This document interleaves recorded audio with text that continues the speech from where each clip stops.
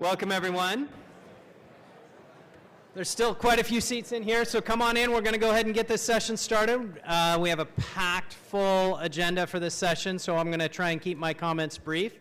Thank you for joining us for this session on a really, really important topic for the current state and, more importantly, the future state of the wine industry and how we're adapting to climate change and how varietals can play an impact, play a role in that. So most of you in this room that know me are probably wondering why the hell Eric's up here and not talking about finance or accounting or some of the more boring aspects of the wine industry, and what the heck does he know about viticulture? And you know, we just got given the opportunity to sponsor a session, and I saw that Greg was on it, and we were fortunate to sponsor a session that Greg gave on a similar topic in Walla Walla several months ago, and everybody was just so stunned at and impressed with the information that was there. I found it really fascinating. So even though it might not be in our regular wheelhouse for what we do for a living, we're thrilled to be able to help present this session for you. So my name is Eric McLaughlin. I'm the CEO of a company called Metis. Metis is a mergers and acquisitions firm that specializes specifically in the wineries and vineyards of the Pacific Northwest.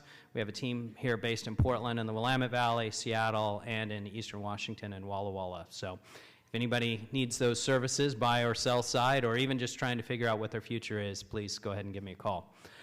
But more importantly, you're not here to listen to me. You're here to learn about how varietals can play a role in managing the threats of climate change. So I'm going to turn it right over to our first speaker today, which is Sophia Torres McKay, and she can tell you more about what they're doing at her vineyard.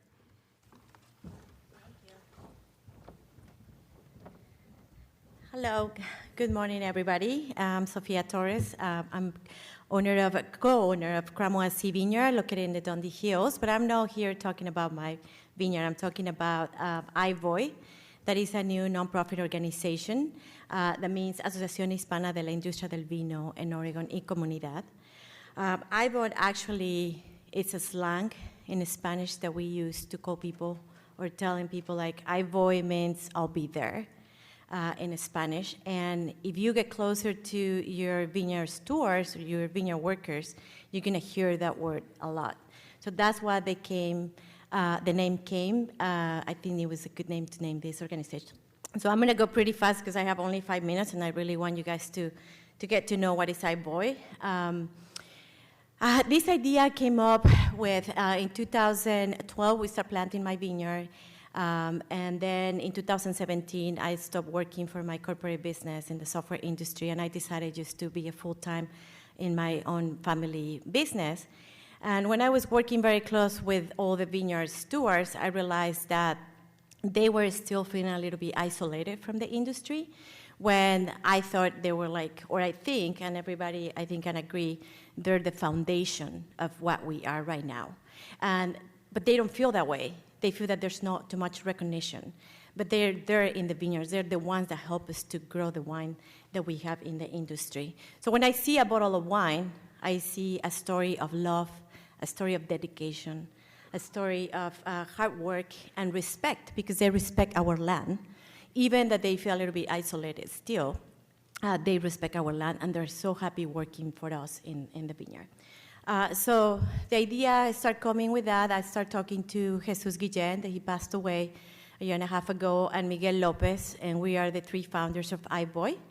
And we just wanted to pay it forward. We were thinking about how can we help our vineyard, we call it vineyard workers, but in IVOY we start calling them vineyard stewards, because they're the foundation. And IVOY was forming with the purpose to empower vineyard stewards in the Willamette Valley, only in the Willamette Valley, to overcome socioeconomic disparities and challenge for them to realize their ambitions and their dreams. There are, as I said, the foundation, and they touch every single vine that we have in the industry, not just in the Willamette Valley, but in whole Oregon. This is just a little slide about the founders, so you can see it's a diverse group of people that were the founders. So it's Juliana Guillen, of course, in place of Jesus Guillen. Miguel Lopez. We have Jessica Sandrock, that she was working at that time with Temecula, so she helped us a lot to build the program that we have right now that we offer. We have Rich Smith also. He's in the Oregon Wine Archives in Linfield. He's going to help us in this project also to make lots of interviews with vineyard stewards, because if you follow Rich Linfield Oregon Archives, you don't see that many people or lots of interviews for vineyard stewards.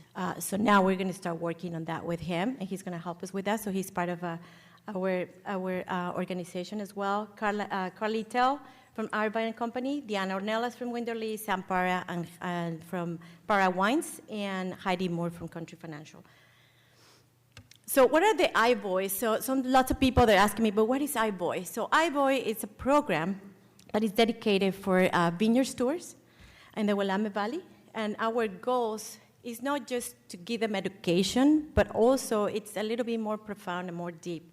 We're trying to create a career path in the industry, starting with the vineyard stewards. We want to promote the English as a second language. This program is 100% English immersion because we want them to feel more comfortable when they talk to their boss, when they talk to the coworkers, that they only speak English. So we want them to feel a little bit more comfortable to approach them.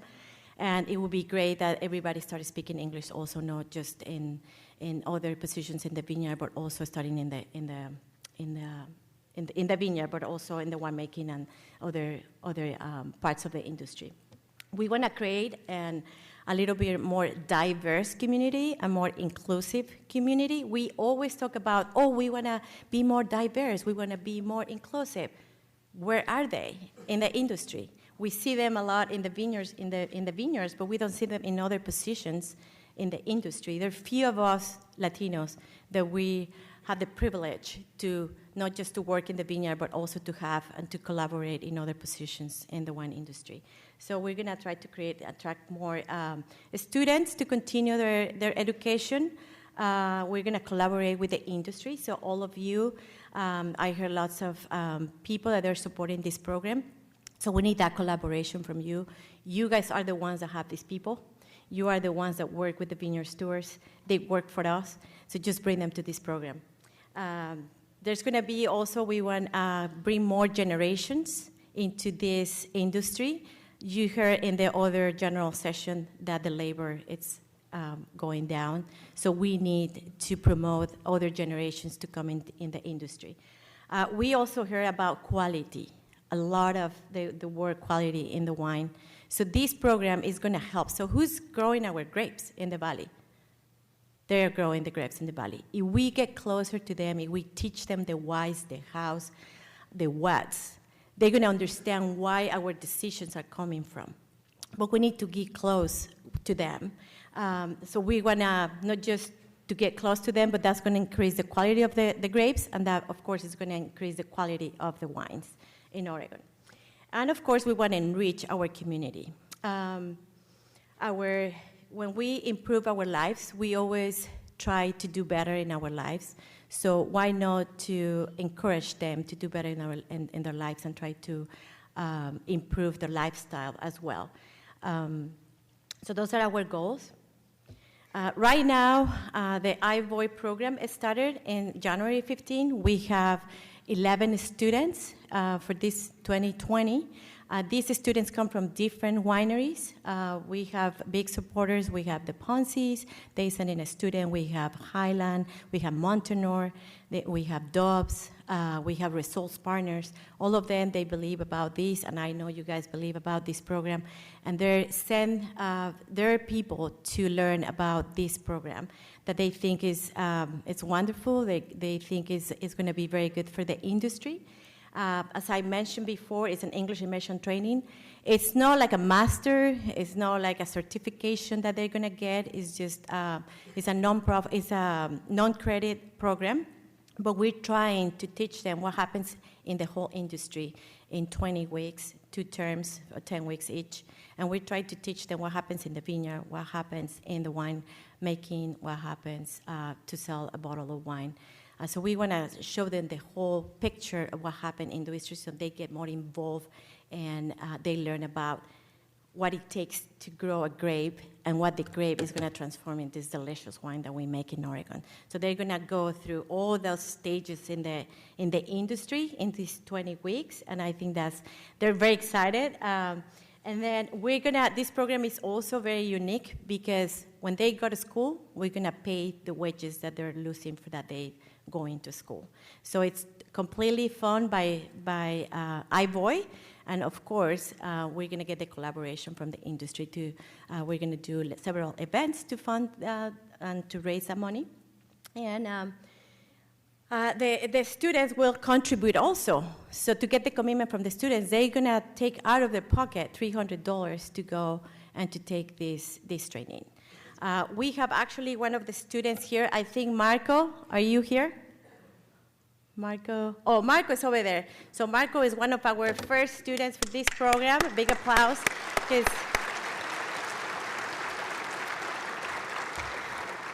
We have 2 students for Highland, so Marco is one of them. He's very excited since first day when I talked. He used to work in another company by the Styria, and is when I start talking to him about this program, and he was number 1 excited. Like, just let me know when you're going to start. I want to be part of it. So he's part of it. Actually, this is a real picture of all the students. They were in a field trip, and we took this picture of them.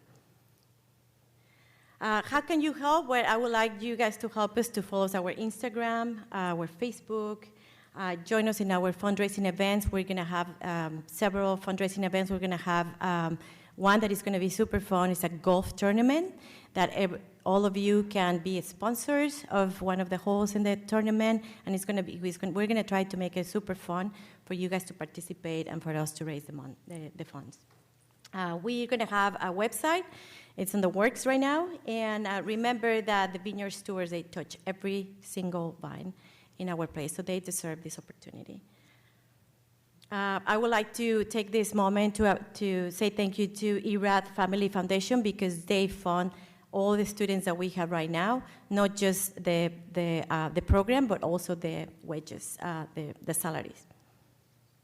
Well, thank you to everybody in the industry. I think that my time is up. Please, if you have any questions, come to me. I have flyers. I can give you my information if you want to learn more about iVoy. Thank you.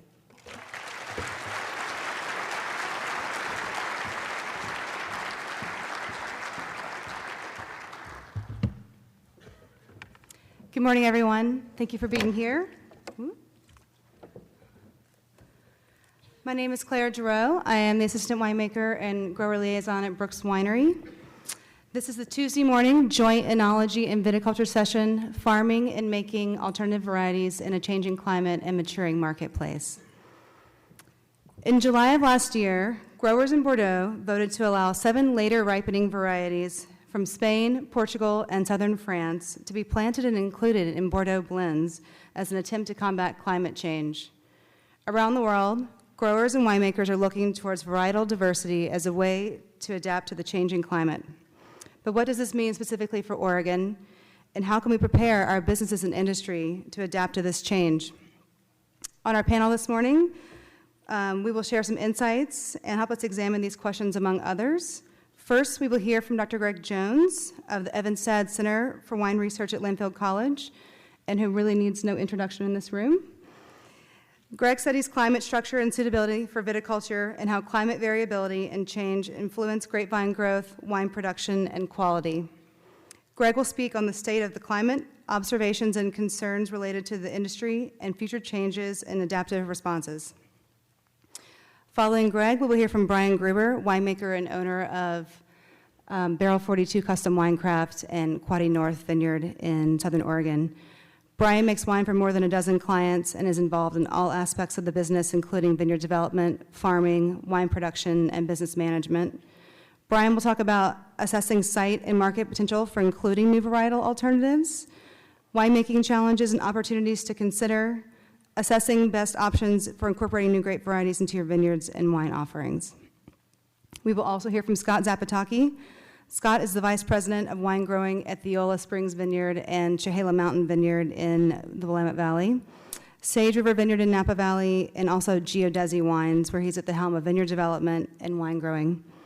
Scott will talk about his experience developing new plantings at both Yola Springs and Chehala Mountain Vineyards, incorporating 14 different varieties, preparing for new and redevelopment, and the costs and metrics associated. Finally, we will hear from Dr. Damian Wilson. Damian is the inaugural holder of the Hummel Family Chair of Wine Business Education at Sonoma State University, where his current research focuses on the wine purchasing patterns, the wine consumer journey, the digitization of wine business, and success in social media and the wine sector. Damian will be presenting on rates of consumption and market trends we're currently seeing, varieties and winemaking styles that are forward-thinking and move the needle and are saleable, and strategies for improving industry growth in the long run. One more thing I want to mention before we begin. We will be utilizing the Socio app for the live Q&A at the end of the session. If you've not already downloaded it, you can go ahead and do so now on your phone, and once you get into the app, you can click into the schedule portion of the app, scroll down until you see our joint session at 11 a.m., click in, look for a tab to submit question, and after that, make sure you put in our room number, which is room 256 through 258. From there, you can submit your question. If that sounds like a lot of steps, there's also 2 live microphones at the front of the room that you can just come up to at the end as well, too. So with that, I will turn it over to our panel, and Greg and Damian will lead us off. Please help me welcome them and the rest of the panel.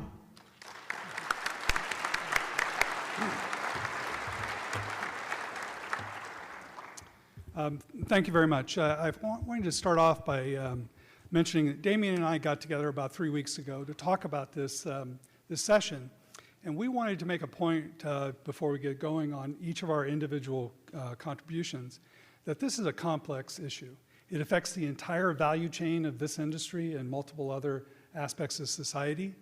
What happens in our environment ends up happening or affecting the marketplace, the consumer. What happens in the marketplace affects what we do in our vineyards and in our wine production. And so we wanted you to know that this is not something we're trying to silo as either the climate side of it or the marketing side of it, but that we really do understand that this is a major value chain issue. Yeah, if I can just Yeah. Can you hear me? Go ahead. Turn it on. I'm not very technically minded in that regard, so yeah, sorry about that. I just wanted to reiterate what Greg was saying there. I think this is a really important moment, to be honest, recognising that everyone in the value chain has to be working together on this issue. Having a look at some of the latest data and the challenges that we're all facing, it's clear that this is something we can't do individually. And so when I went through grad school, we were always, as marketers, jealous of the viticulturists and winemakers and climatologists getting all the money and attention. And when something goes wrong with the brand, it's always the marketer's fault. So the fact that we are all collectively in this and putting together a session, I think, is a really important step and important to recognise. And thank you very much to the Oregon Wine Board for inviting me to do so. Good. Thank you, Damian. Okay, I will go ahead and get started leading this off. I'm going to start by trying to give you a little bit of an overview of the state of the climate. We'll talk about some observation and concerns that I'm seeing from the global wine industry, and then look at future issues and potential adaptive responses that we have out there. This diagram comes from the World Meteorological Organization, and I think it sums up pretty much everything that you have been reading in the news, and I think it's really important to understand that this has really become a very big issue in a short period of time. We just have come out of the warmest decade ever on record. Temperatures are roughly 2 degrees Fahrenheit above industrial levels. Ocean temperatures are changing dramatically. Many extreme events have changed in terms of their frequency and severity. So we have a lot of different things going on here that we need to be concerned with. But when we typically look at this from a grape growing and wine producing perspective, we typically look at temperature kind of characteristics. And I just wanted to show you some data coming out of Berkeley Earth Laboratory, and many other data sets worldwide kind of show the same thing. Since 1980, the trend in global temperatures has been nearly linear, 0.19 degrees Celsius per decade, or roughly 0.34 degrees Celsius Fahrenheit per decade. If we consider that roughly nothing else changes and that linear trend continues, and there's no reason not to believe it won't, then by 2036, we can expect temperatures to be somewhere between 2.5 and 3 degrees Fahrenheit warmer. By 2063, we can expect it to be 3.6 or more degrees Fahrenheit. The problem with this linear approach is we don't think from a climate science perspective that the atmosphere will warm in a linear manner. We think that it'll be actually a little bit more exponential to some degree. We know that there will be annual variations about that, as you can see from the history, but it's basically telling us where we think we're going. To take that down into regional data, this is some work from a colleague of mine at the University of Idaho. And it's a complex diagram, but what it's trying to show us is if you took periods of time and you went toward the future from the past in the Pacific Northwest, that accelerating trends are happening to warmer conditions in nearly all seasons and annually. Spring is the only time that's showing a little bit less of a signal, but this is Pacific Northwest wide in terms of our ramping up of temperature. We also know from a precipitation standpoint, looking at the same thing, that we have accelerating trends to drier nearly in all seasons and in the water here. Spring has stayed wetter than any of the other seasons, and probably is fortunate that it has, but we still have these accelerating trends to drier in most all other seasons. If you come to Oregon, this is some data that I worked on a few years ago. I need to update it, of course, to get it to current. But just to give you, I mean, you can look at any of the numbers in here that you might want to look at. But first of all, if you're looking at growing degree days, average temperatures, maximum temperatures, doesn't matter what it is, we've seen warmer temperatures overall in all characteristics in Oregon.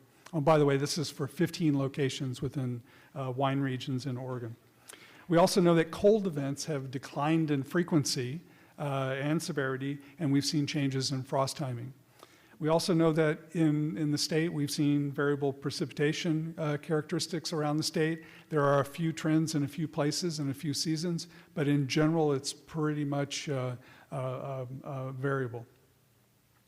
So, you know, taking some of that kind of background, what I want to do now is kind of move into talking a little bit about a report that recently came out. You can find this online if you want to take a look at it. But I think it's very important because it gives a good snapshot of this industry by looking at characteristics of concern relative to climate change. There are roughly 1,700 people that responded to this, and it includes small and large producers, growers, and cooperatives, along with some retailers. And it has pretty good representation across all wine regions worldwide. And if you look at some of the information, this is, I'm just going to give you a few pieces of what comes out of this report. They were asked, what are the biggest threats and challenges to your company? And if you look at this, you can see that there are clearly some things that even Rob talked about this morning, you know, the health policy issues around alcohol, potential changes in how consumers are purchasing, international trade wars, so on and so forth. But there's also this issue of climate change. This is the largest response that we've seen as a concern relative to the climate change for this industry. If you look at just viticulture from this report, we can see that what people are most concerned about are reduced and or increased volatility of grape yields production. We also have issues of water scarcity and drought stress that everybody's concerned with. Harvest compression, meaning things are coming together really rapidly, typically in a warmer part of the year. Higher demand for phytosanitary plant protection products. And other grapevines have become necessary. We know that there are small differences in the survey between larger and smaller producers. However, when you ask them again, what are they most concerned about for the future, they both say these two things. Higher demand for phytosanitary plant protection in the future will be much more important, and that understanding what other grape varieties can do in given environments will become much more necessary. When you look at the enology side of the equation, the two most common things that are commented on are sensory characteristics of wine have changed. This has gone all the way from the grower producer to the retailer. And that also new enological technologies have become necessary in many locations. There are differences, however, between small and large producers in this part of the survey, and this is pretty straightforward, based upon smaller producers having a narrower focus on wine styles, niche markets, and so on. But when looking at kind of future concern, most everybody points to the idea that new enological technologies in the winery will become the most prominent thing in the long-term future. If you look at what growers and producers are saying about adapting to the climate in the future, you can see here that investment in looking at reducing energy and water needs, changes in viticultural practices, changes in varieties, so on and so forth. So there's concern globally on this issue. It doesn't matter the wine region, there was no differences between regions. So what are some of the sector responses I'm seeing out there? First of all, the limits of cool climate viticulture have changed dramatically in the past 20 to 40 years. There are now vineyards grown as far north as 61 degrees of latitude. But we have the old adage that it used to be the 50-degree boundary has changed. It's expanding. We also know that there's consideration of changes in boundaries in historic regions in Europe, which we never thought we'd hear, but Champagne, Burgundy, and other regions are looking to redefine their boundaries, and it's all because the climates have changed. We also know that there's been rules relaxed on irrigation, acidulation, other adaptive measures that potentially can help out. Where these have been historically not allowed, they're now being allowed to some degree. We also know that, as Claire mentioned, that Bordeaux is adding new varieties to its approved list. And France also just adopted a whole collection of new hybrids that are specifically designed for warmer climates. We also know that many regions are having interest in places where indigenous varieties have always dealt with warm, hot climates. Places in Greece, Cyprus, southern Italy, Portugal have all seen greater interest in some of their indigenous varieties. We also know, I was recently in Israel, and I thought this was very, very interesting, that in Israel they're actually doing research on cultivar performance in the climates that we might see in the coming future, kind of like building a Mars rover and taking it to an environment like Mars to train it. And so there's some interesting research looking at that. We also know that there's a couple of organizations that have developed out there that are, I think, very important for us to think about. The International Wineries for Climate Action and the Porto Protocol. I've been involved with both of these to some degree, and I think they're really important, not to prescribe how we as an industry need to adapt and mitigate, but to be a collaborative force so that we can share information and decide how to work together. So I want to now go to some things. I've been working on this for quite a few years, but I want to talk a little bit about kind of this issue of what a changing climate does for a given region. The bounds you see on each one of these varieties are the data that I've collected over 25 years for where they can grow climatically. And so if we look at some of this information, let's look at the Willamette Valley, where we are right now. If you were to take the entire Willamette Valley, that right there is our climate envelope from the 1961 to 1990 climate normal period. Climate envelope meaning the coolest to the warmest within the entire Willamette Valley boundary. If you just go from that climate normal period to 1981 to 2010, that's the shift.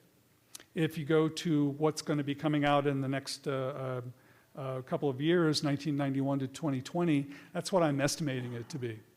Our climate envelope has shifted in the region. If you take that one step further and you go to what happens if it warms by 2 degrees? Now you saw in that diagram that I showed about that linear response, 2 degrees is not out of the realm in a very short period of time. But that's what we would be projected to see there. 4 degrees, 6 degrees.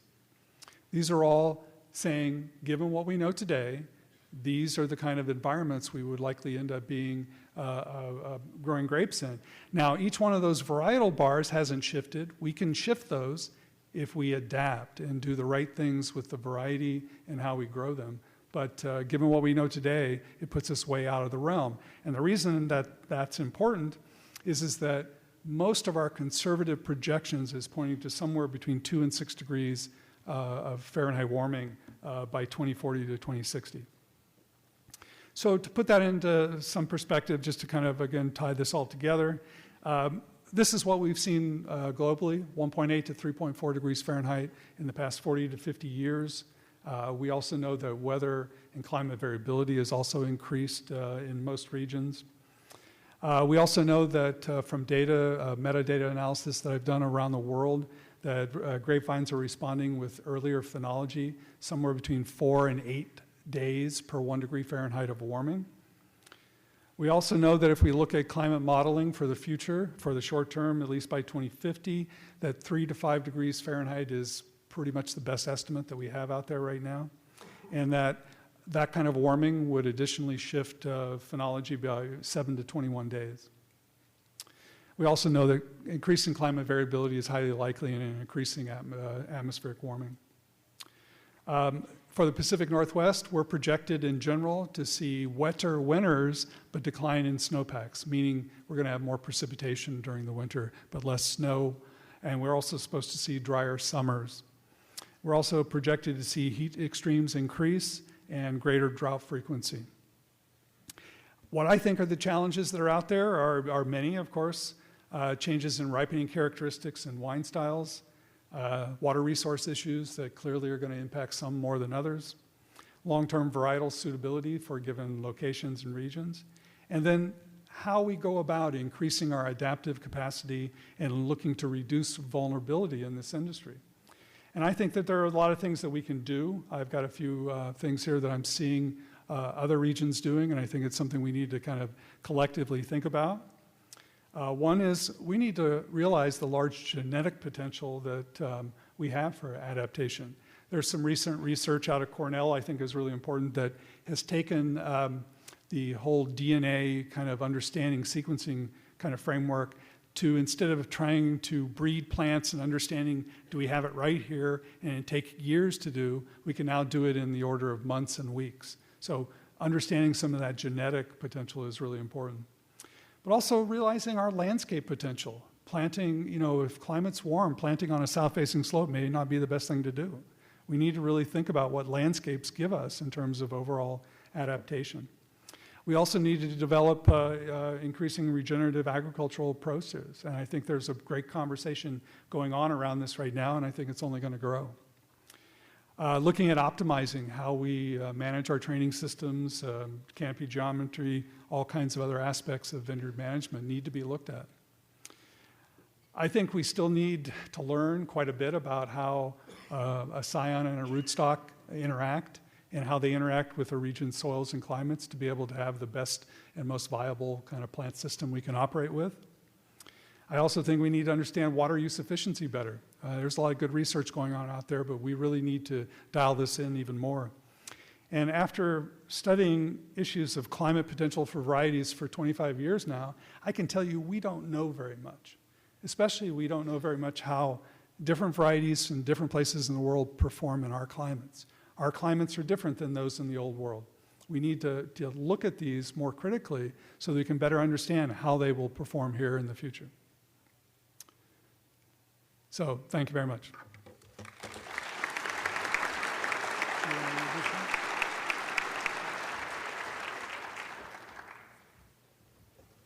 Thanks, Greg.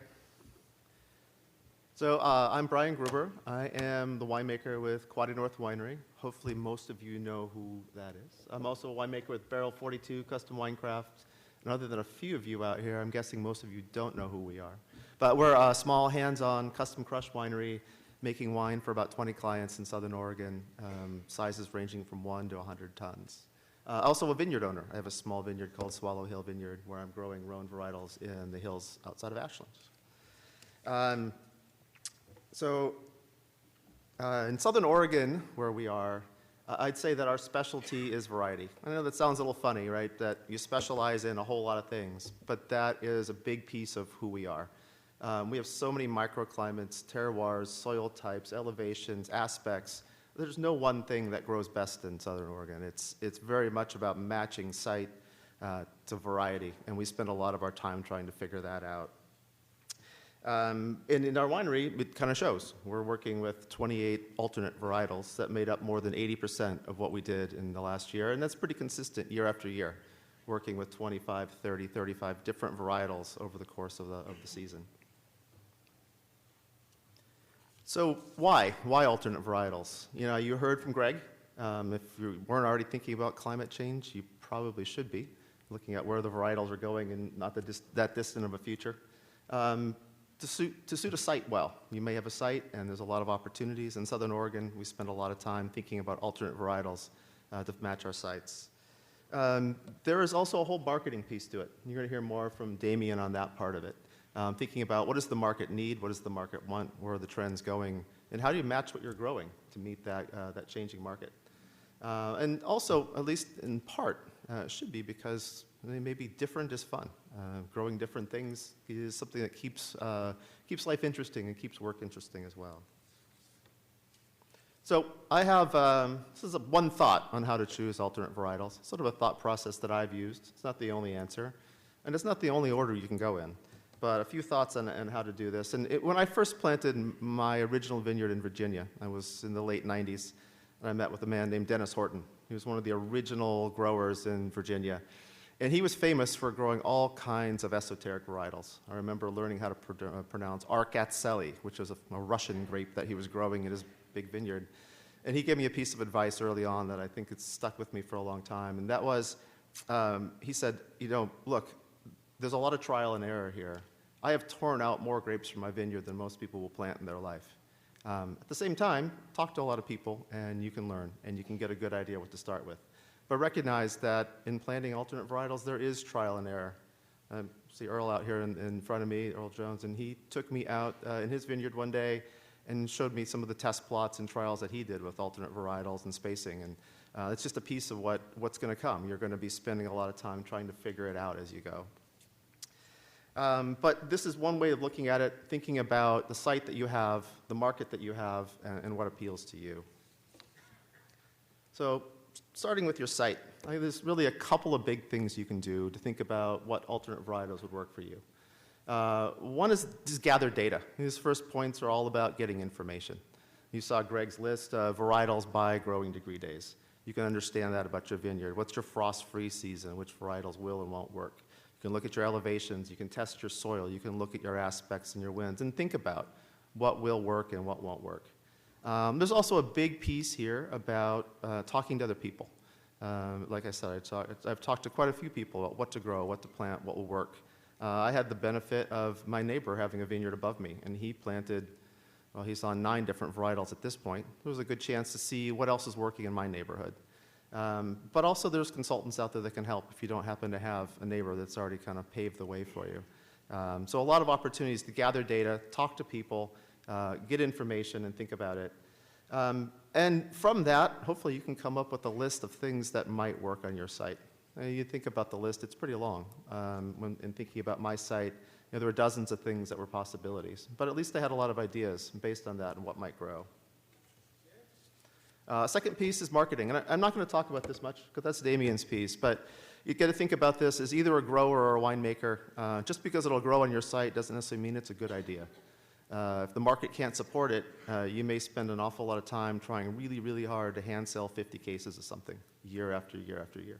Not a whole lot of fun if the opportunities aren't there. But there's a lot of people you can talk to, from buyers to your distributors to your wine club to other folks that are trying these varietals out and see what's working. And finally, to me, I think an important piece is considering what appeals to you. Recognize that this is not a one-year project. It's not like beer where it's a batch process. You can make 6 tries in a year and then probably figure it out. This is planting a site, putting in a varietal, waiting for the first harvest, waiting for the vines to mature enough to give you the better grapes, making the wine, seeing how it comes out, and iterating it. It could be a decade before you really get things figured out or dialed in. So if it's not something you're interested in, passionate about, excited about, that's an awful lot of time to put into something that you're not particularly excited about. In my case, my vineyard in Ashland, I had personally had a passion for Rhone varieties because a lot of my formative years in thinking about wine and winemaking were spent traveling in the south of France. And so I was hoping that would work. Turns out that many of them did fit, the warmer climate pieces at least. And you know, when you're out there pruning your vines on a cold winter day, something you're excited about, it's a lot more fun than working on something you really don't care about. So hopefully, you figured out what you like. You have an idea what the market's looking for. You have an idea what will fit in your site. You can kind of find something. Hopefully you have overlap right there in the middle. The winemaker, the grape grower, the fruit quality, the market, they all come together and you find something that'll work. If not, you may find things that you can make great wine from but you can't sell. You might find things that'll sell but aren't suited to your site. You might find things that, that the market likes and will grow well but you're just not interested in. Those are all hard places to be. So hopefully you can find that overlap in what you're doing. And thinking about this, there are a lot of challenges and opportunities. And Scott's going to talk about most of these first points here and challenges, so I won't hit into it very much. But finding your materials, thinking about what am I going to plant, how much to plant. Again, remember, you're talking about a long-term thing. Putting in 10 acres of something reasonably esoteric can be a pretty big challenge. What are you going to do with it, and how are you going to find a home for it? At the same time, if you're particularly successful, planting too little could leave you pretty far away from being able to grow a program that you really want to make work. So finding that spot can be an interesting challenge. And recognize that the more varietals you grow in your vineyard, the more you're going to have to figure out how to farm things. They all have different needs, and they all take learning in the vineyard as well as the winery. A couple good opportunities here. Grafting is one. It does give you the opportunity to pretty quickly turn things around. You'll hear more from Scott on that as well. And one last piece, we were talking about this yesterday, and something we're doing with some of the vineyards that are being planted in Southern Oregon is thinking about pre-planting contracts, a way to work with somebody else to potentially plant something for you that you can lock in for the long term. Maybe leverage their growing abilities, their understanding, their desires. But there are quite a few vineyards being planted in bits and pieces with pre-planting contracts. I know my business partner Herb Quaddy is working on one right now that is a whole mix and match of things, but all of it subscribed to people that say, hey, I'd really love to get 3 tons of this or 4 tons of that, and putting the whole vineyard in that way. So those are some thoughts on why and how to choose alternate varietals. The second piece is a little bit of thoughts on winemaking. And this is my kind of way of thinking through how am I going to make wine from a new varietal. The biggest thing here for me is you sort of have a blank page when you're thinking about a new varietal. You haven't necessarily made it before. In fact, it may even be new to the area, new to Oregon.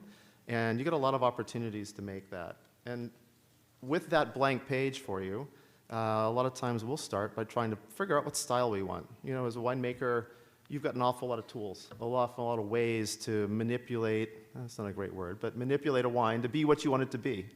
Picking early, picking late, looking for high acid, looking for ripeness. Oak, no oak, tanks, fermentation temperatures, all those different pieces that you can really define the style that you want for a wine.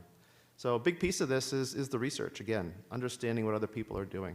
Our favorite approach when we come up with a new varietal to work with, a new client in the custom crush side, is to sit down with 10 or 12 or 15 wines, examples of that variety from around the world. Taste them blind and take copious notes as a group. Talk about what we loved and didn't love. And then even work to deconstruct some of those wines in the lab, understanding what people are doing, and really hone in on a style that we hope we can make the wine in. Circle that back, of course, to make sure that you can also grow that fruit in that style on that vineyard. But that's a big piece of where we'll start. Setting a stylistic goal, figuring out where you want to go. One of the key things here is if you aren't the grower, being able to communicate that style and those goals back to the grower you're working with. So many of these decisions are critical on picking timing, the way the grapes are farmed, and those pieces that if you can't get it right in the vineyard, you're going to struggle to ever meet your goals in the winery. Second step for us is to build a winemaking plan, especially when we're trying to innovate, create something new. We would love to have a plan put down on paper. Doesn't mean you're going to stick to it, but having it down on paper really helps figure out where you're trying to go. Recognize that you have, a lot of choices. Do you get barrels? Do you need to find some new coopers along the way? Do you need a new temperature curve to ferment the wine? Do you need to press differently than you do with other varietals? But also recognize that harvest is variable. It is rare that anything goes exactly the way you plan. Most of our plans are just that. They're a guideline, but tend not to be 100% followed because things change. Grapes come in riper than you thought. Something's different about them. They're behaving differently than you thought in the winery. but at least you've got an idea of where you're trying to go and what you're trying to accomplish. And then the big thing is keeping good records. Because, it's really unlikely that the very first time you make a new wine, you're just going to nail it. Maybe it's more like the show Nailed It, where it's not quite so good. But if you understand what you did as a good winemaker, hopefully you are very able to make something, I would say, cautious confidence. I can make good wine out of just about anything you send me. But I may not be able to make great wine in the first try. In fact, very rarely am I able to make great wine in the first try with a new varietal or a new vineyard or a new site. So trying to understand what you did right, what you did wrong, what could have been different. Were your stylistic goals just a bad choice? Was that barrel you picked for it an interesting but bad experiment? But really understanding what worked, what didn't work, and coming up with new ideas to understand the next iteration of that wine and where you want to go after that.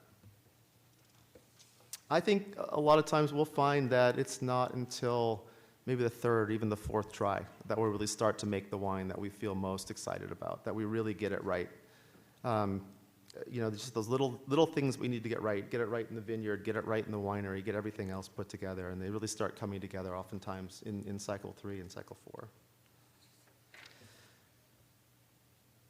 So lastly, some thoughts on winemaking challenges and opportunities. I think experimentation is a big piece of it. It's part of what I like about my job is we get to try a whole lot of new things every year.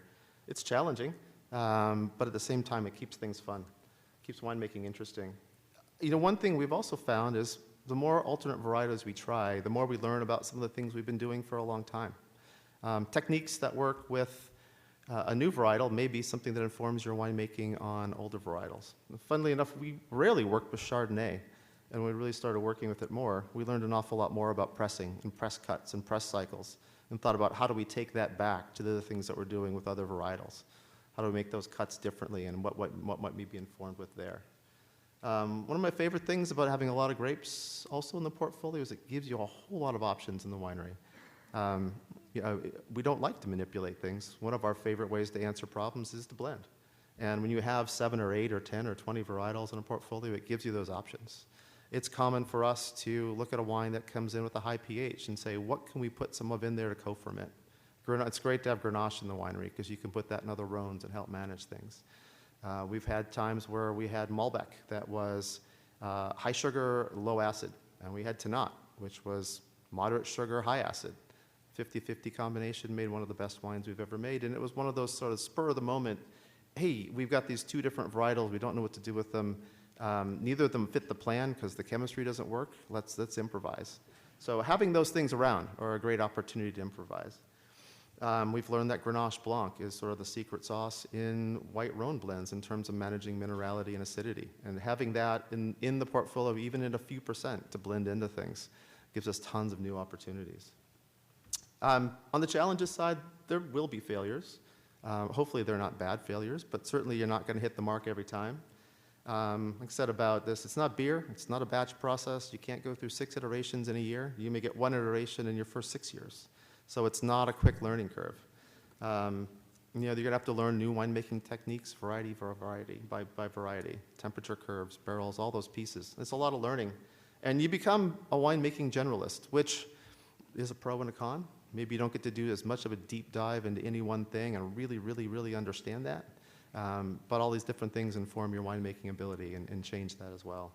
It adds complexity. I think it's one of the biggest challenges we've faced in the winery in dealing with 30 varietals and 20 clients. It's just the complexity of trying to manage all those things to their plans and getting all those picks right and all those pieces. So the more you get into this, the more complexity you have.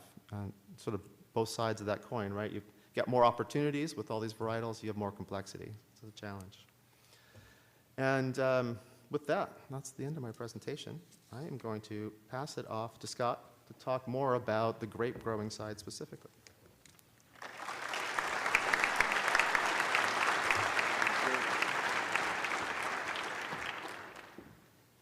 Good morning, everybody. I'm Scott Zapataki from Eola Springs Vineyard, Chehalem Mountain Vineyards, Geodesy Wine, and then we have Sage Ridge Vineyard in Napa Valley. A little bit about us. In 2015, we purchased Eola Springs Vineyard and Chehalem Mountain Vineyards and Sage Ridge Vineyard. And then last year we launched a Geodesy wine program, which has 2 Pinot Noirs and 2 Chardonnays, one from each of the vineyard locations in Oregon, and then a Napa Bordeaux blend from Sage Ridge Vineyard. I'd like to start off by thanking everybody that along the way since 2015 to present who have helped support kind of the vision of what we've done to get to this point. So from vineyard managers to people within the grape growing community and winemaking community, as well as the vineyard stewards. Really, we couldn't do any of this without the vineyard stewards, so thank you very much for all of that. So over the basically past 5 years, we have been converting parts of the 2 vineyards to alternate varieties and alternate clones. So in 2016, we started to look at different genetic material for Pinot and Chardonnay, because as we looked at kind of the portfolio, if you will, of each vineyard site, we saw that there was a lot of eggs in one basket, and that basket was Pinot Noir, and specifically kind of a handful of clones of Pinot Noir. And we were kind of curious from our experience as grape growers what other genetic material would do in these areas, Chehalem Mountain and Eagle Amity. And so we started to graft over, and that's pretty much what my main focus of my conversation will be is the budding over of an established vineyard to something else, and specifically varieties other than Pinot Noir, Chardonnay, Pinot Gris, and specifically in the Willamette Valley. So I'm going to show you 2 slides of the maps of the vineyards. So when we purchased the vineyards, all those block, and it's hard to see, but you'll all be able to receive these slides so you can look at them in more detail. And also, I'm open to talk with anybody about this topic. We have kind of a compressed timeline up here, but I think part of all of this is engaging within your community, with your fellow grape growers, with your winemaking partners, and please come see me. So we started to bud over to other genetics of Pinot Noir, like I mentioned, and then and a lot of different genetic material of Chardonnay, and then started doing other things because we were excited about it, and we were working with winery partners who were curious or needed some fruit supply to satisfy what their growth programs were for certain SKUs that they were trying to grow. So we also budded over to some Gruner Veltliner, and then we planted some other varieties, some Blaufränkisch and some Saint Laurent there as well. And then kind of the biggest change in most variety is at Eola Springs. So pretty much, again, this was primarily Pinot Noir with a small amount of Chardonnay and a large amount of Muscat. And we retained 2 acres of the Muscat because we had a great winery partner who was doing a vineyard designate, and so we wanted to help them continue that program. And then we changed some of the genetic material for some Chardonnay and some Pinot Noir, and then looked at Cabernet Franc.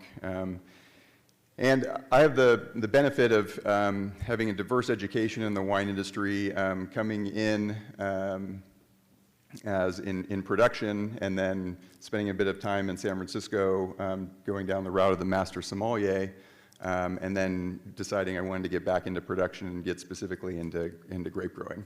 So I had a bit of a understanding of different varieties from different places of the world, and coming up here thinking, what would do well here? The kind of Austrian German varieties, and the varieties from the Loire, and the varieties from the Jura, and also looking at like Menthia from the Ribera Seca. So we started to do new plantings of those materials and working with winery clients and partners that wanted to see more of this planted.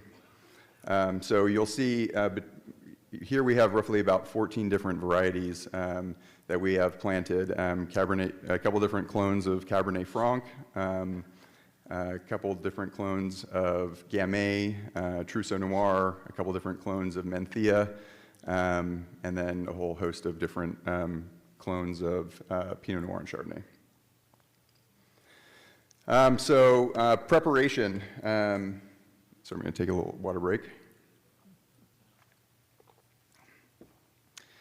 So the preparation of like how do you make this decision? Kind of looking at the financials. Like I said, for us, we saw that there was a large amount of Pinot Noir out there in the market, and so a lot of competition from a grape growing standpoint. And so we wanted to diversify. So we started to do a block assessment. So identifying the blocks and looking, not only from like a fruit quality standpoint and production metrics, but also, how vigorous were the sites, and would we need to do a trellis retrofit? And by that, like, potentially lay down more canes if we had an overly vigorous site, or add cross arms to kind of deal with canopy issues. And then we would assess the block health. Is it a viable block for conversion? What's the percentage of trunk disease? I think that's a huge issue that we're dealing with in the Willamette Valley. And we have a lot of old vines on both properties. And as we look into retraining them, we would kind of come in and kind of see where we could cut back to that would leave us something viable to continue those heritage blocks. And what we're seeing is a lot of that trunk disease is going straight through down into the taproot. So that would obviously be a bad decision to graft over on that, depending on what your risk is. What kind of soil pests do you have? Nematodes? Is there phylloxera? Or is there any virus? So I really recommend and can't stress enough the importance of virus testing. And virus testing that block to see what if you have virus in there, and then figuring out what your tolerance would be to mitigate what virus you might be budding something onto. And then I'll talk also about virus testing when I talk about clean plant material that you would be using for your scion material, for your grafting material. And then in general, kind of the conversion timeline is you kind of think, and you've probably known it's something that may need to happen for a while, a year or two, depending on how sales are or the performance of the block. But say wintertime is the assessment period. March is vine prep, so coming in, cutting the heads, getting them ready for the butter to come in, and then you've had already collected all of your bud wood at this point in time, whether you source that from one of your own vineyard blocks or had a partnership with a local grower, or finding a partnership with a nursery. And then April to June is grafting season. So Brian talked a lot about variety selection and what is marketable. Like, it's a good question. Like, again, where's your passion going to be? Can you have a partner with a winery client that is going to want to grow in that vineyard or grow with that variety? And then what's going to make sense to you from a financial metric standpoint? And really in all of this, like, education is quintessential of knowing, okay, I'm going to be changing to this other variety, but like, what are the unintended consequences that I might be getting into? Like, am I going to be able to set a crop? Is it going to change the way I need to farm something, whether through leafing or additional suckering, fruit drop? So next is budwood sourcing, and this is kind of a very sensitive subject because virus is something that's real out there, and grapevines are highly susceptible for virus. They're one of the oldest organisms out there that have been propagated by humans, and so over time, virus comes in one way, shape, or form. So I think the main thing is identifying it and then figuring out what you want to do with that, whether it's like, I can't use this at all, we need to rip out the block, or I cannot use this variety or clonal material because it has a virus that I can't tolerate. And some sources for the budwood, and sorry, before I leave that, get together with your vineyard management company or talk with the labs on what their virus testing protocol is, because they can give you more specifics on what they recommend. It's fairly standard, but things are changing all the time. So get with them, and then they can give you a good protocol for sampling and testing. And so some potential sources, like I mentioned, your local grape growing community, or the grape growing community within Oregon, Foundation Plant Services from UC Davis, the Clean Plant Center Northwest, which is out of Prosser, and then Gray Creek Viticultural Services is somebody to talk to. They are budwood brokers, and talk with the nurseries. Most of the time, nurseries don't sell budwood, but they might be able to help you as a resource, maybe not necessarily for budwood, but give you some advice on how things are going to grow and what may be suited for your site.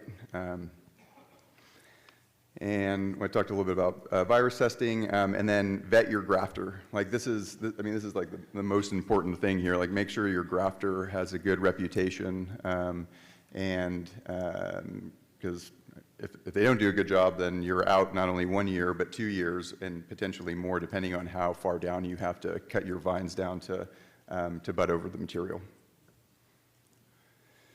Some costs. I'm going to take another water break while you look at this. And if anybody needs to stretch, feel free to get up and do some stretching.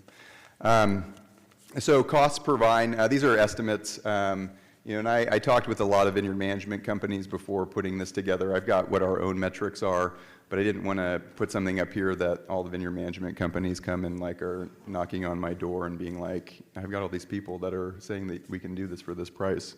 But these are vetted numbers, and so virus testing. So we're looking at about $6 to $7 per vine. Virus testing can vary because you don't know how clean the material that you're looking to use is. For instance, we spent a lot of money trying to find a clean source of Mendoza Chardonnay on one of our properties, and so from Eola Springs, and we ended up testing about I think it was about 100 individual vines.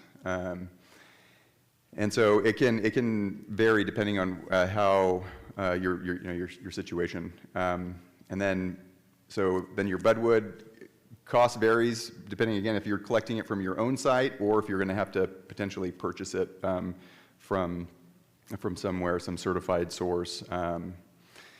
Vine prep, which is the cutting of the heads, coming in, doing any wire work. If there's a lot of soil moisture, there may need to be some mitigation for that.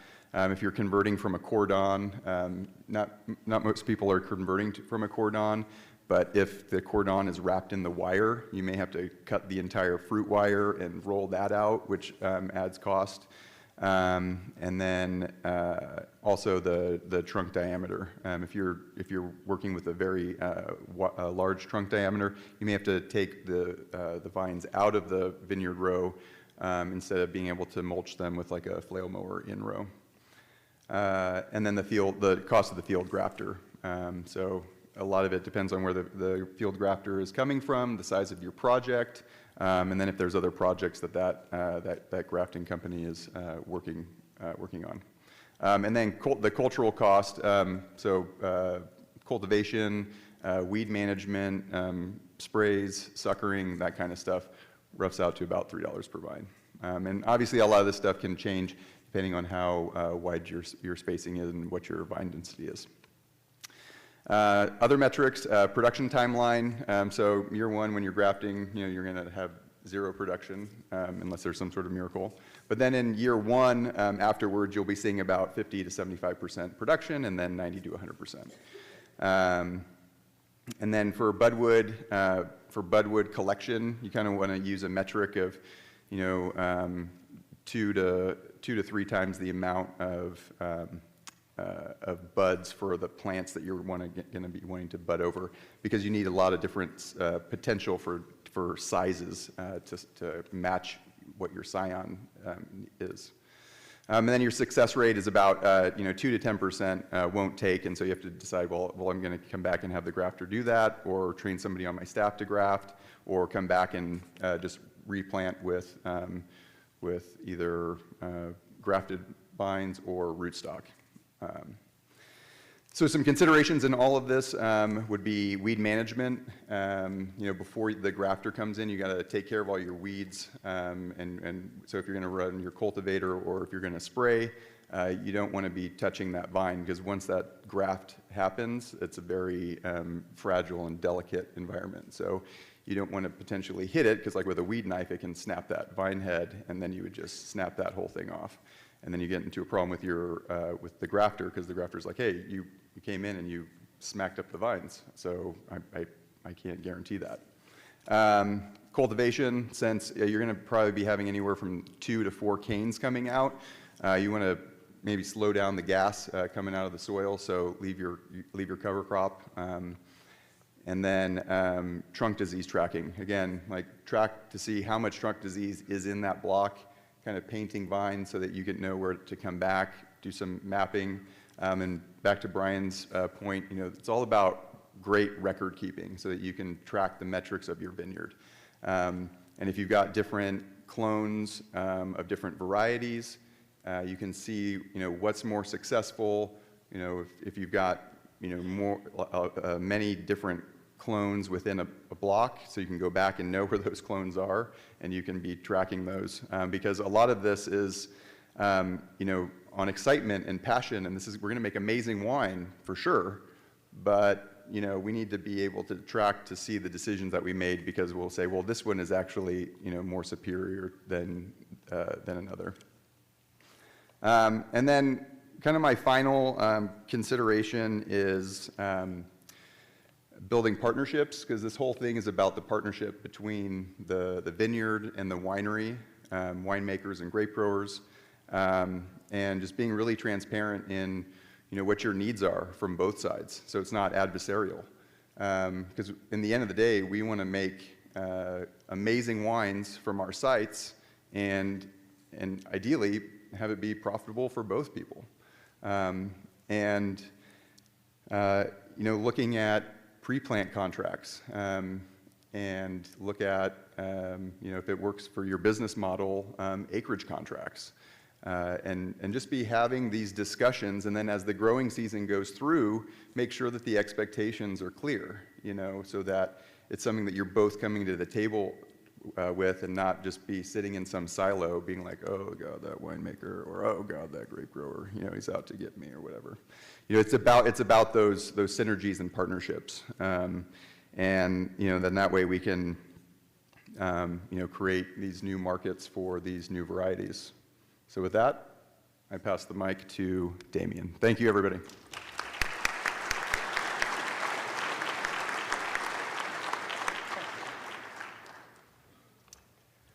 Thanks, Scott. Hi, Portland. Just wanted to get this out there. It's always a pleasure to come here. This is having been invited back again after last year. I'm thankful that the message I conveyed wasn't scary enough. That the information as a marketer and a professor of marketing can convey to an audience here of viticulturists and winemakers. And I looked at the topic for this presentation. I saw that was the attraction. I'm thinking, I better put on a pretty good performance here. So this is going to be a tough gig. I was listening to Scott presenting and thinking there's a great deal of technical information that's going on there. And I'm seeing his last slide looking at budwood and vine grafting, and thinking, I know what these words mean. I've got no idea how to include them in a presentation on marketing. And I'm sitting there looking at Brian next to me, and he's doing a calculation matrix and coming up with numbers as Scott's presenting, and I'm going, what am I missing here? You know, what is it that marketing can contribute? But in my role as a professor from the Wine Business Institute at Sonoma State University, I'm very much aware, and as you can tell from my accent, I'm not from around here. And being a resident of a state which is currently suffering a greater deal of anguish and concern than you guys are dealing with here. You've got rock and roll. Oregon's got a lot going for it. There are a lot of advantages with the Oregon wine sector. And being asked to present and talk about this topic of alternative varieties, I want to try and present an alternative point of view. Not so much the focusing on the varieties, but the focusing on what can be done about those alternative varieties so you can communicate to the consumer and continue to attract them to some of the greatest wines in the country, if not the world. So I'm going to get you started by having a little bit of involvement. I feel a little bit like I've been thrown into the lion's den here, both with the background, but also just some of the information I wanted to touch on from what Greg was saying earlier. Now, in my role as the Hamill Family Chair at the Wine Business Institute, it's up to me to keep up to date with some of the things that are taking place in the wine sector and be able to both comment on them and provide solutions for them for the wine trade in general. And it was really interesting that the issue of climate change and the perception that was presented at that wine show from the survey that was conducted was on the awareness or an understanding about the impact of climate change. It was done all across the value chain, and it was notable that the producers, the viticulturists, the business owners, the winemakers were incredibly aware of it. They were dealing with the issue on a day-to-day basis. But the further you went down that supply chain towards the consumers, the less it seemed apparent. And that's a real mark of confidence in what we're doing as an industry. We're mitigating those concerns for the consumer. Our skills, our technical advantages, the technology, the way it's working for us has made us better at what we do, so that the consumer is less and less aware of what happens with the wine as we go down the supply chain. So we have a real concern in that we are, on a day-to-day basis, aware of these challenges and dealing with them. But we both have to protect the consumer, but at the same time make them aware of the impact that we're having on them. And that's a really delicate balance and a really big challenge for us all to deal with. And particularly in the digital era, I've got winemakers and viticulturists here. You're all familiar with them, with technology and the changes that have taken place in winemaking. But how about if I challenge you a little bit with the use of an app? The app, now I just want to point out that Socio is the app that has been used for this session, and I want to point out that Socio is connected to Slido, what I'm asking you to do here. I want to make sure that you're all awake. So if you've got your smart device, you've got it with you, this is what you need to do. In a browser, open it up on your smart device and type in the letters SLIDO, and then on the top link that will turn up, you'll see this option will come up. It will ask you for an event code in that browser. And the reason I use this tool is specifically because it's really easy to use. You don't have to download anything. It is integrated in the Socio app, unfortunately, and I hate to put the mocker on Socio. I think Socio is an excellent app, but I tried to download it, and I had the unfortunate problem of keep getting directed to show us a demo. I couldn't get the app. They kept trying to sell me something. And so unfortunately, I had to set this up differently. We will get to questions afterwards, but for this purpose, I want to start with a poll. And in the Slido app, when you put in that event code, OWS alternative, up will come a poll question for you. And that poll question will ask you, let me get to that question. Oh, it's not getting in. Okay, the poll question will ask you about the grape variety that you think is most representative. Thanks, Greg. I was going to say, good thing we've got someone here who can manage technology. In the next 5 to 50 years, what grape variety do you think will most likely become synonymous with Oregon wine? So I'll give you a second to post your answers there, at least that way, so we've got something that's both interactive and I can get an idea about what you think is the variety that's most relevant to you. And can you please put up the poll question? I'll switch over to, if you go down to the bottom of the screen, up will come the menu. Thank you, and that's it there. Yep, beautifully done. Okay, and so we've got an answer there. In the next 50 years, what grape variety do you think will be most likely synonymous with Oregon wine? Now, for an audience, I don't know how many people are here. One of the things I like about this tool is when you put it up into a classroom, what typically happens is that students see the most popular answer and then everyone keeps answering that question. So you make a point of not asking a question that's going to be like that so that people can continue answering and putting in the other details. Now, interestingly, with this question, when I spoke to my erstwhile colleague at the Wine Business Institute, a distinguished professor, Liz Tosh, who's an MW, she suggested a grape variety that I hadn't thought of and could be of use would be Gamay. And I think Gamay poses an interesting question. I'm not suggesting that you should, but the reason she suggested that, and it's the core of my presentation today, was essentially because Gamay is what's referred to as an onboarding grape for those who are interested in Burgundy. And it tends to be one of the transitional regions that people get into before that. And perhaps that could be something we get into.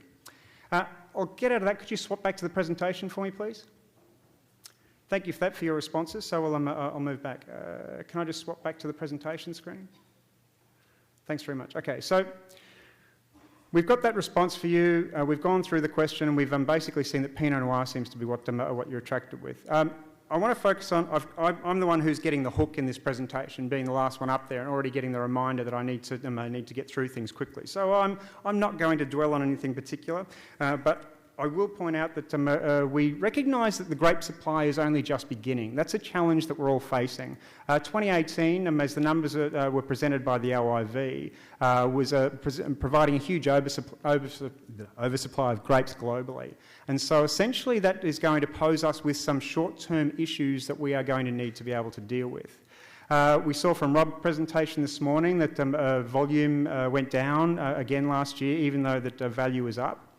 And what we're seeing is with the concerns with the economy, the concerns we have as producers, that the likelihood of an economic downturn, when it does take place, consumers tend to switch back to blue chip brands, blue chip varieties, blue chip wines that they're familiar with.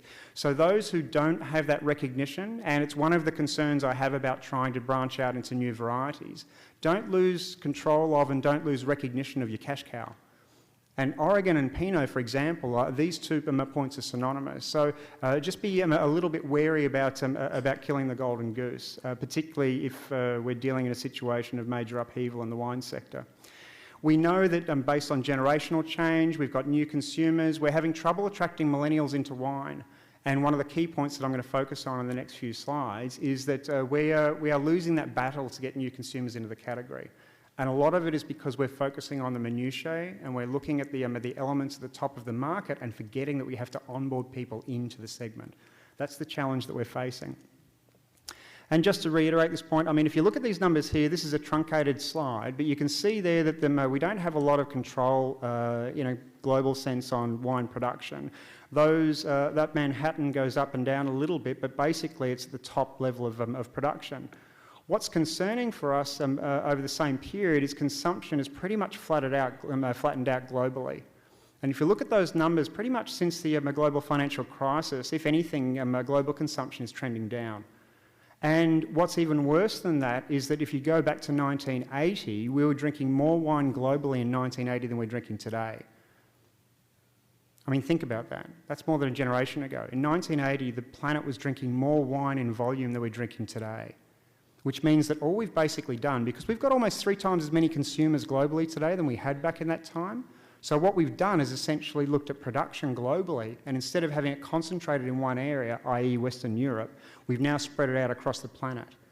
So if you think about those connections globally, the area that's grown more than anything in the wine sector is with logistics management and supply chain, because you've had to increase that number of connections across the globe. But globally, production and consumption is relatively static, which means we're all fighting for the same size pie. We need to work on ways to get more people into the category. Otherwise, we're going to run the risk of what happened with European producers. And I'm going to argue, why are we following the EU model? We're all focusing on this issue of trying to come up with new AVAs, new geographic indications, new grape varieties, and we're fragmenting our offer to consumers on a day-to-day basis. And that's challenging. If we're trying to communicate a common and consistent and clear message to a group of people who we're trying to attract into wine, and we're telling them that they have to understand the difference between Chehalem, the Rogue Valley, Willamette, whatever it might be, we're going well beyond what their level of understanding and interest in as wine as a category.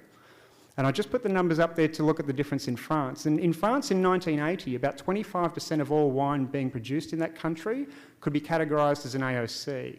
Now that number's up to 70%, but the volume in total that they're producing is way down, and the volume consumed has dropped by 70% in that same time. So despite the fact that the wine is perceived to be more authentic, more regionally based, a higher quality than it's ever been, the problem is that it costs that much more to make. It takes that much more time to get into. And they're pretty much, in France, most wine consumption is consumed by people over the age of 55. They've got no people coming in under that age group who are regular wine drinkers, or very few. Less than 10% of age groups under that age drink wine regularly. I don't want to see that happen here.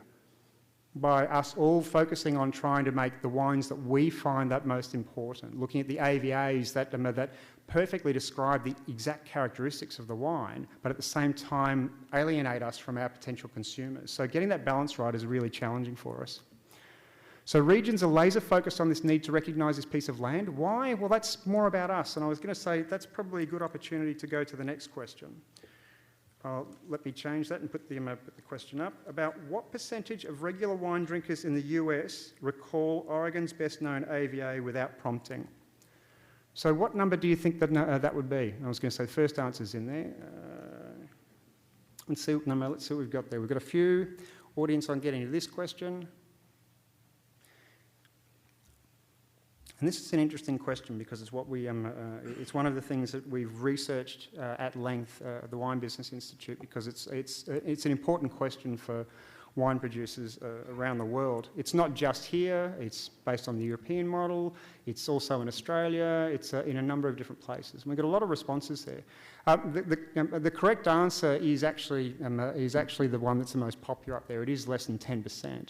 The numbers that we had from the study that we did in 2016 on free recall of AVAs, Napa, unsurprisingly, was the most popular by a nationally representative sample, but even then it was only 50% of regular wine consumers could recall Napa without being prompted. Willamette came up 3 times in that entire study. And that was it. There was one for Rogue, and I think there was one for Chehalem. That was they were the responses, and consumers were given an option to choose any region, and they could answer any way they wanted. Many of them would say Cabernet Sauvignon was a region, or they would come up and say Rioja was a grape variety, or whatever it was. And we often overestimate the consumer's knowledge and appreciation for the things that we find incredibly valuable, and it's one of the things which kind of alienates us from consumers. So we have to recognise that it's less than 10%. We've got no awareness in the mind of the consumer, and these are issues that we have to deal with. Could you turn back to the presentation? Thank you very much. Okay.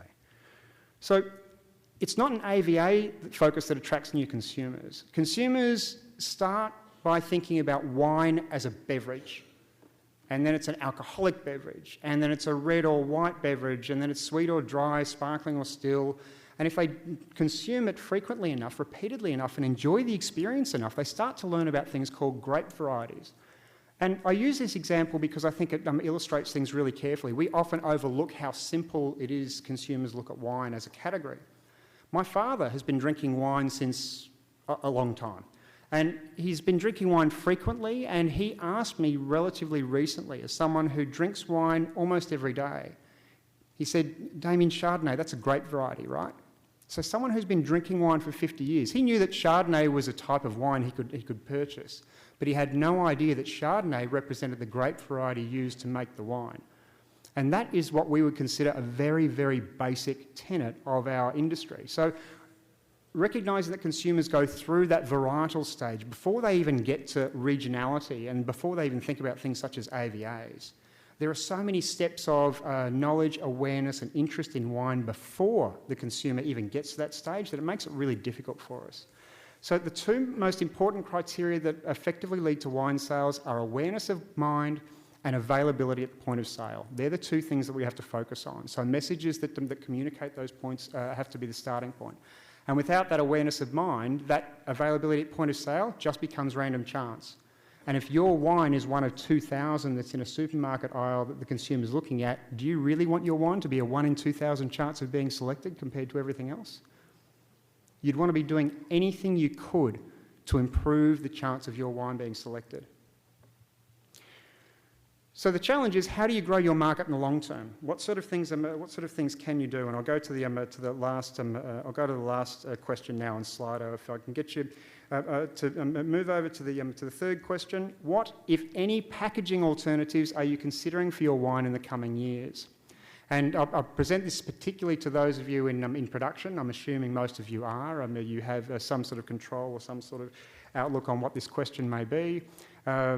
This question, there's no right or wrong answer here. I'm just going to present an outline. So you can see here that we're getting a few responses on these different topics, and I kind of like this tool. This is one of these things. It's good to see the interaction, seeing what others are presenting there.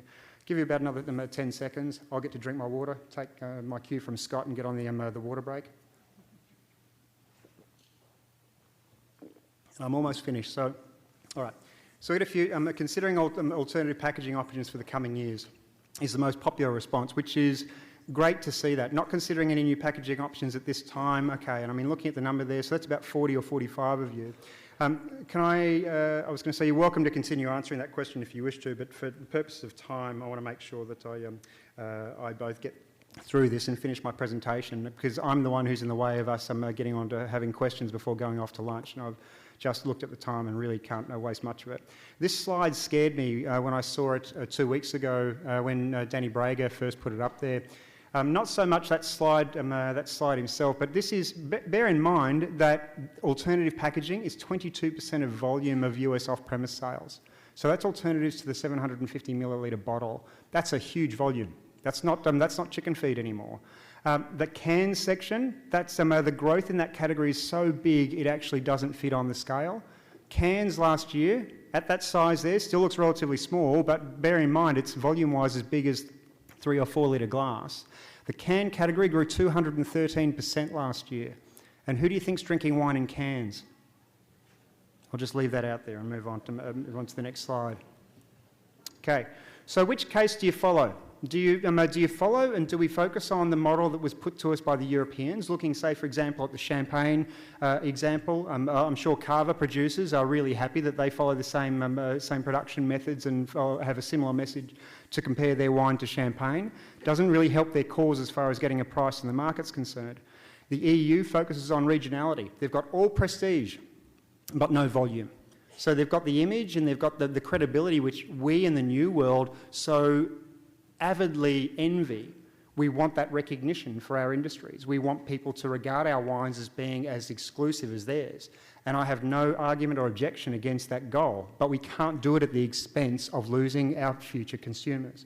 We have to balance the method correctly. And I would argue that unfortunately my countrymen, that's a picture of Australia before the fires. Now it actually just looks like a crisp and it's all kind of been burnt. But you can see there the difference in Australia. Australia got it wrong with Strategy 2025, when they just basically put the foot on the gas of volume, and they pushed the volume limits and almost doubled the area under vine in Australia in 97 and 98 with planting that just went overboard. And so accordingly, at a time when Australian wine was popular at the turn of the 21st century, there was a situation where Australian wine was everywhere. At a time they should have been controlling supply and let prices inflate. They didn't do that.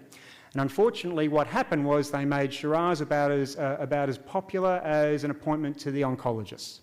It was one of these unfortunate situations where to this day, and to make matters worse, when things started turning south for Australia, when there was a category coming up at that time called red blends, instead of getting Syrah, putting something in it and calling it a red blend, they steadfastly refused to change and market share continued to plummet. In this day, I still struggle to find a Syrah available in the supermarket anywhere in the US that isn't labelled with a kangaroo on the front of it. On the other hand, you've got the situation, I think this mirrors the situation in Oregon really well, with New Zealand and Sauvignon Blanc. The New Zealanders, if there's a New Zealander in this room, please, if you ever quote me on this, I'm going to deny it. The New Zealanders got it right.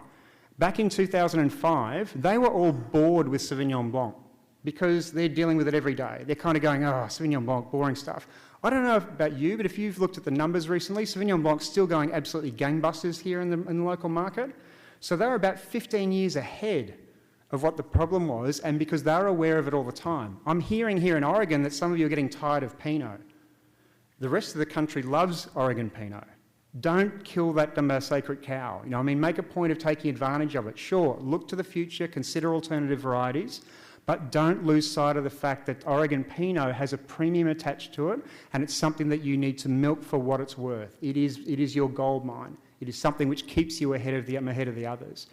But by all means, please keep other varieties in mind and make a point of being ready for the situation when it changes. And on that note, I just wanted to say, alternative varieties is less of a focus. Establish consistent links with the state's image, the way you go about doing this. Know what people think about, know about, and attach to Oregon. Now, I heard Rob talk about the green image of the state. I mean, isn't it a pine tree or something that's the image of the state? I mean, I don't know, but every time I drive through here, it's covered in forests, awesome craft beer. Wrong audience to say that in, sorry. But all of these amazing things that are connected with Oregon as a state, recognise and do the research to make sure you know what consumers think about it. Put it together with great varieties grown and make sure that you measure any changes in that over time. That's your goal. If you measure it, you can see how things are changing and you can establish a clear and consistent message for your strategy. Investigate how to acquire new consumers and how many you're losing on a day-to-day and month-to-month, a year-to-year basis for Oregon and competing states and regions. And if you do these and have these benchmarks and monitor them over time, you can invite me back in 5 years' time and I'll tell you what a great job you've done. Thanks very much for listening.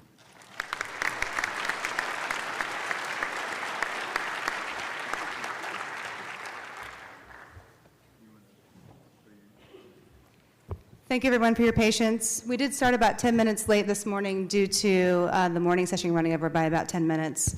So we really are finishing right on time, but we have some great questions. So if you're not in a rush to get to the lunch line and you want to sit here and have some questions with us, that would be great. So we'll get right to it.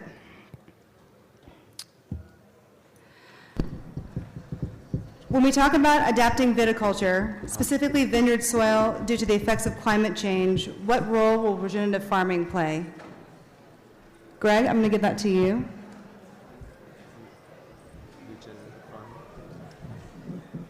Turn your... Well, hello? Sorry, Hello?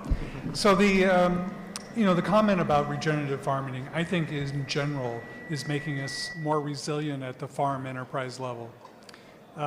We historically, I think in viticulture, have had an array of different approaches, and I think we just need to become better stewards at that farm level to produce a situation in which we are being a part of the answer instead of part of the problem. Thanks.